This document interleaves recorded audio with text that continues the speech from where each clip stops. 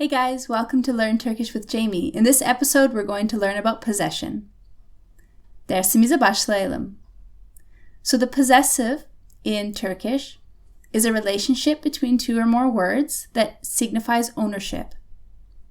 In Turkish, this is an ending that is attached to both the possessor and the thing being possessed. So let's look at a few examples in English of what the possessive is, just so that we have an idea of what we're doing. In English, Jamie's pen, my car, our garden, my boss's pen. These are all examples of the possessive. So in this relationship, we have a thing being possessed, the pen, for example, and the person possessing, the possessor. That would be Jamie, Jamie's pen. In English, this is achieved by putting the apostrophe S ending on the end, or by using a personal pronoun that's possessive. For example, my pen. In Turkish, we have personal pronouns that are possessive, or an ending that goes on the end of a proper noun or an improper noun for the possessive. First, we're going to look at these pronouns and these nouns for the possessor. So starting with ben, meaning I, we want it to become my, benim. Notice the I-am ending is the ending that makes it possessive. So ben, meaning I, benim means my. Sen is you, senin, your. I-n on the end makes it your. O, he, she, it. Onun, his, her, its. The un on the end makes it possessive. Biz, we. Bizim, our. The I-am at the end makes it our. Siz, you, plural formal. Sizin, yours. Just your. Onlar is they. Onların is their. With onlar, you don't have to put the plural ending on the end of the thing being possessed if you use onların. If you don't use onların, then you need to put the plural ending on the thing being possessed. So let's just review those pronouns again. Benim, mine. Benim, my. Senin, your. Onun, his, her, its. Bizim, our. Sizin, your, plural formal. Onların, their.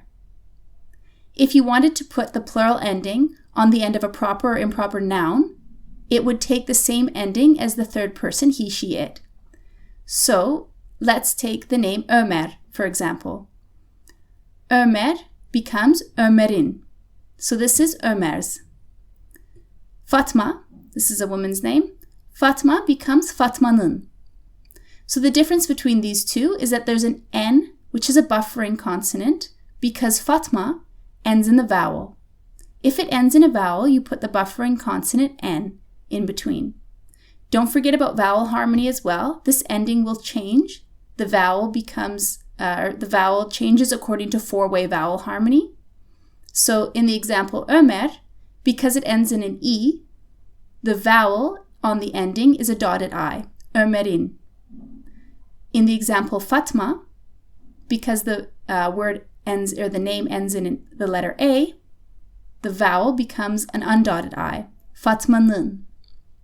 These are both proper nouns, and so the ending is preceded by an apostrophe. It keeps the name separate. This would also work the same way for the name of a city. Any proper noun, if it has a capital letter, it would use an apostrophe between the ending and the name. For improper nouns, for example, the cats, we would put the same ending on the end. We just would not bother with the apostrophe. So kedi in Turkish means cat. If we wanted to say cats, possessive, it would become kedinin. Once again, notice the buffering consonant N because kedi ends in a vowel. So now we're going to look at the ending for the thing being possessed. I'm going to give you examples for each person and in each way that ending can be formed. Starting with benim, my. Mont is the word for coat. To make it possessed by ben, by me, it would become montum. Benim montum. So notice the ending that goes with benim, making it my coat, is a vowel plus m. Benim montum. Şapka means hat. This ends in a vowel. So normally the m is preceded by a vowel, but it drops out completely and you just put the consonant at the end. It becomes şapkam. Benim şapkam, my hat. Koltuğum. This is the word for chair. And when when a word ends in the letter K, it becomes a soft G, which makes it silent. All it does is, it's in this case it's silent, and so you have the two vowels that come together.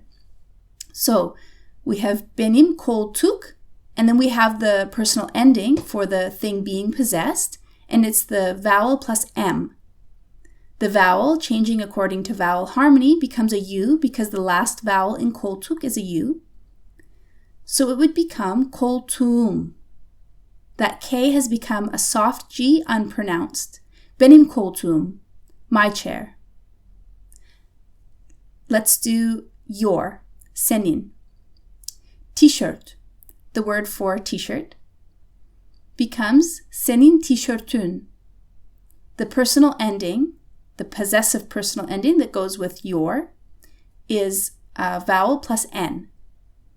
Notice that it's a dotted U because the last vowel in t-shirt is a dotted O. Senin tişötün, your t-shirt. Baba is the word for dad in Turkish. This ends in a vowel.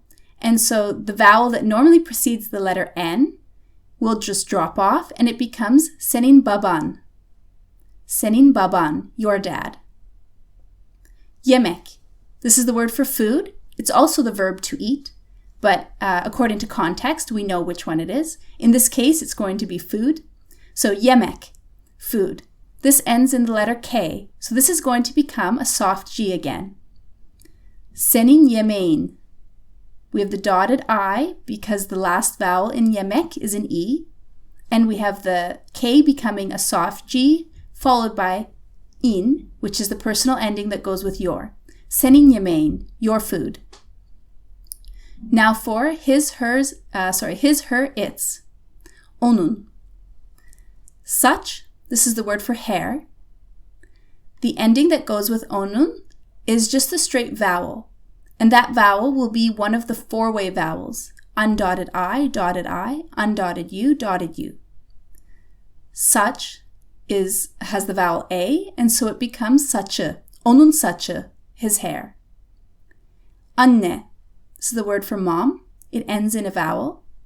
So with onun, when you attach the personal possessive ending to a word that ends in a vowel, we don't use there's no vowel here to drop out, like in benim or senin. And so we put the buffering consonant S in between. So this would look like onun annesi. This means his or her or its mom. Annesi. So the ending for the thing being possessed, when it follows a vowel, has the buffering consonant S. Annesi. İçecek. This means drink. It ends in a K, so it will become a soft G. Onun içeceği. İçeceği. Notice the vowel at the end, which goes with onun. So that means his or her drink. Now let's do our, bizim. Yer, meaning place, becomes yerimiz. İmiz is the personal possessive ending that goes on the end of the thing being possessed with bizim. Bizim yerimiz, our place. Eşya means stuff, and it ends in a vowel. So the first vowel of the ending drops out, and it becomes bizim eşyamız, our stuff. Çocuk ends in a K, which will become a soft G. Bizim çocuğumuz. Now let's do sizin, your, plural formal.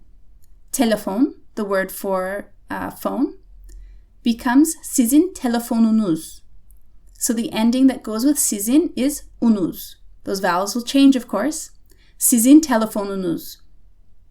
Araba, ending in a vowel, so the first vowel of the ending drops out. Sizin arabanız, your car. Müzik, music, ends in a K, so it becomes a soft G. Sizin müziğiniz, your music, plural formal. Now last of all, we have their, onların.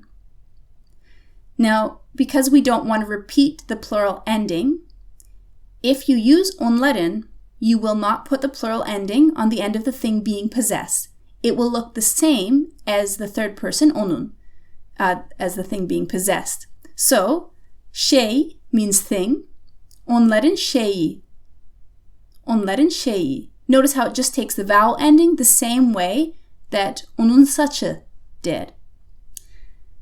Halı, this is rug. Onların halısı. Notice this ending is the same as onun. Onların halısı. We know that it's their rug because of the pronoun onların. Onların oyuncakları. Onların oyuncağı. Oyuncak means toy. It ends in a K, so it becomes a soft G. Onların oyuncağı, their toy. You could alternatively not use the pronoun onların and just put the plural ending on the end of the thing being possessed. Şeyleri, their thing. Halıları, their rug. Oyuncakları, their toy. Now this is a little bit ambiguous, so we can only really know through context whether this means his or her things, his or her rugs, his or her toys, or their thing, their rug, their toy. So that plural, we don't know whether it refers to the persons or person possessing it or the thing itself being possessed. Which one is plural, we don't know, except by context. So, you've probably noticed that because the thing being possessed carries the personal possessive ending, the pronouns, the possessive pronouns, are unnecessary. And this is true. You could say, instead of benim montum, just montum. In fact, this is the preferred way to say it because it's simpler and easier than saying benim montum. Unless, of course, you wanted to emphasize my coat, then you could use the pronoun in addition to the object. So let's go through the list without the pronouns. Montum, şapkam, koltuğum. My coat, my hat, my chair. Tişötün, baban, yemeğin. Your t-shirt, your dad, your food. Saçı, annesi, içeceğin. Your hair, your mom, your drink. Yerimiz, I said your. That should have been his or her hair, his or her mom, his or her drink. Yerimiz, eşyamız, çocuğumuz. Our place, our stuff, our child. Telefonunuz, arabanız, müziğiniz. Your, plural formal, telephone. Your, plural formal, car. Your, plural formal, music. Onların şeyi or şeyleri. Onların halıları or halıları. Onların halısı or halıları. Onların oyuncağı or oyuncakları. Those being their thing, their rug, their toy. And these work the same way. The endings for these work the same way if you use a proper improper noun as the thing possessing it. For example, we took Ömer and made it possessive, Ömer'in. So this means Ömer's. Ömer's what? Let's use the word pen, kalem. Ömer'in kalemi. So it takes the vowel ending the same way as onun does. Ömer'in kalemi. Fatma'nın kalemi. Kedinin oyuncağı. I hope you guys understood this lesson well, and I hope you enjoyed it. Don't forget to like and subscribe. That's it for today. Hoşça kalın.